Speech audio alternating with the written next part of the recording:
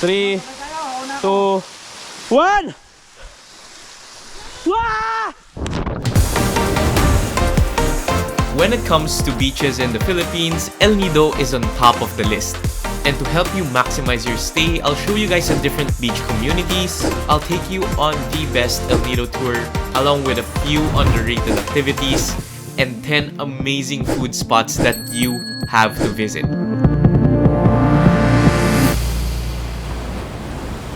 So El Nido is in the middle of Coron and Puerto Princesa, and the cheapest way to go here is to book a flight to Puerto Princesa and book another van that will bring you to El Nido in 4 to 5 hours.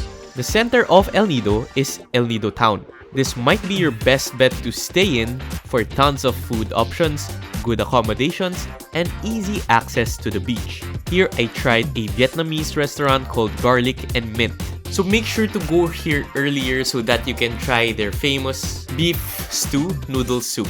I also got to try the food truck El Nido with the best and most affordable pad thai around. Other beach communities include Maramegmeg Beach, which is south of the main town. With more high-end accommodations, this beach is relatively less crowded. While running here, I found this interesting island where you can cross by foot. A few minutes away is where I stayed on my first day, Corong-Corong Beach. Here you have access to some of my favorite food places like Theory's Burger with a simple buttery brioche bun and a really juicy beef patty. This is one of the best burgers that I have tried. I also got to try their Belgian waffles just downstairs, made by a Belgian person himself. You should also try No Mames, Mexican food reimagined and reinvented for the omnivore crowd. I tried their carnitas oaxaca tacos with their tender, slow-cooked pork infused with flavorful spices. I also got to enjoy the most stunning sunsets in Corong-Corong Beach. And when darkness comes, make sure to party in Sip Lounge and Bar. It's the liveliest bar I found here with great music, people, and sometimes even dogs. If you get lucky, you might even see fire dancers here to heat up the night. After spending most of my time in Corong-Corong and El Nido Town, it's time to go north. You can also try renting a motorbike for around 500 pesos per day. North of El Nido Town is Lio Beach. This is a more posh beach community in El Nido with high-end resorts and upscale boutiques. In the middle of Lio is an artsy little community of local business owners, artists, and travelers called Calle Artisano.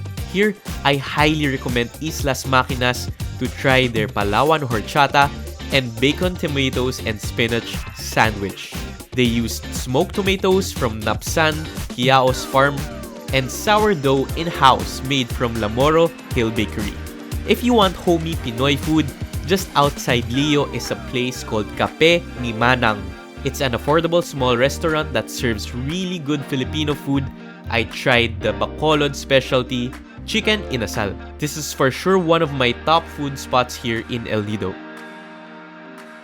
So those are the 4 main beach communities in the center of El Nido. But later on, we'll also be exploring 2 more areas that offer less crowds and interesting adventures. So once you figure out where you want to stay in El Nido, it's time for that mandatory island hopping tour. I've been thinking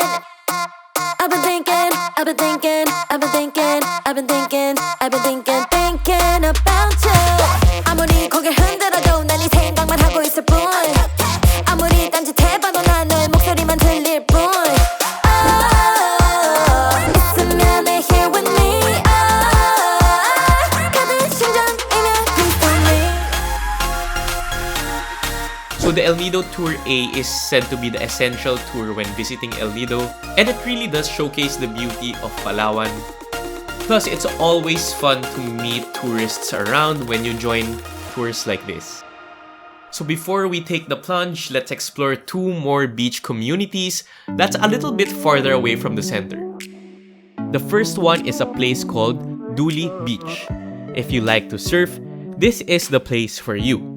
Although we came here at the wrong time as there are no waves, it's definitely a more isolated place for you to relax and steer away from the crowds. The best time to surf here is in the months of November to April. And the last beach that we will be exploring is Nacpan Beach, my absolute favorite.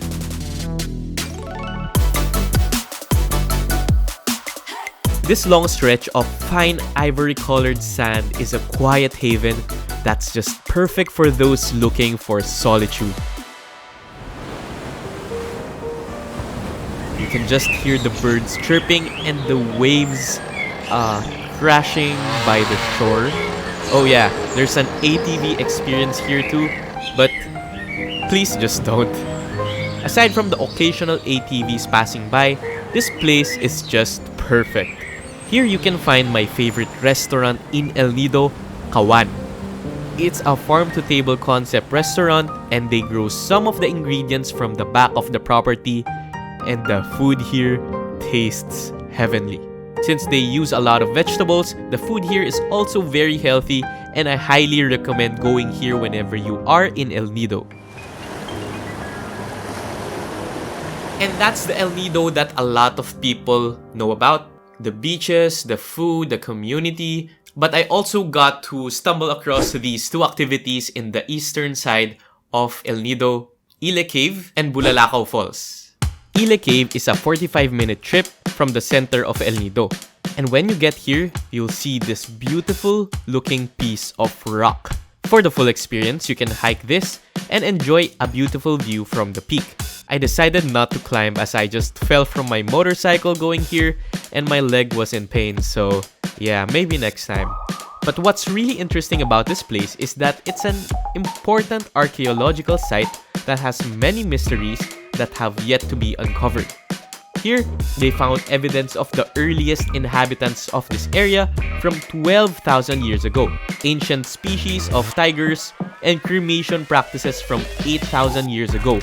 While excavation here is still ongoing, the discoveries from the bones and the artifacts offer more questions than answers.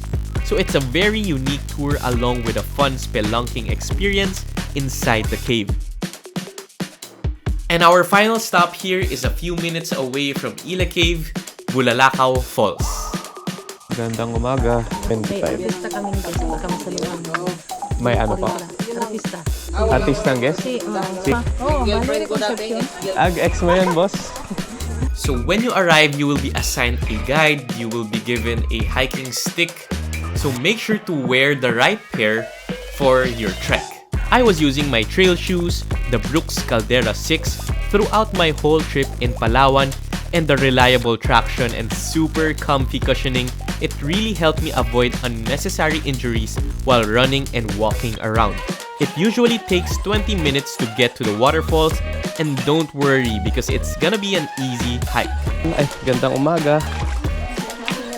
Kumusta po yung hike? When you arrive, you'll be rewarded with a refreshing shower to re-energize you from that hike. And to make things interesting, you can also do this. So when you hear the word YouTuber, you probably think of people jumping off cliffs and bridges and just adrenaline junkies. And throughout this whole trip, you know, I've been looking for adventure and memorable experiences. But when I was faced with the uncertainty of my safety, I felt my legs start to shake and let the fear take over. I couldn't do it. Maybe it was the timing, or maybe because I didn't have my friends with me. Ano kayang technique? Para di matakot. Pikit ako? But it was a very disappointing moment for myself. Sometimes there are things in life that we can't do or force ourselves to do. And accepting that is a really difficult thing. But maybe if you lower the stakes and take it slow, you'll be able to jump. 1! Maybe not as high, but just enough to live another day and fight another battle. Because after this, we still have lots to explore. You up in my taxi, sipping caramel lattes in the sweetest little cafes. hope you guys will join us as we travel the Philippines with purpose. Paalam. You know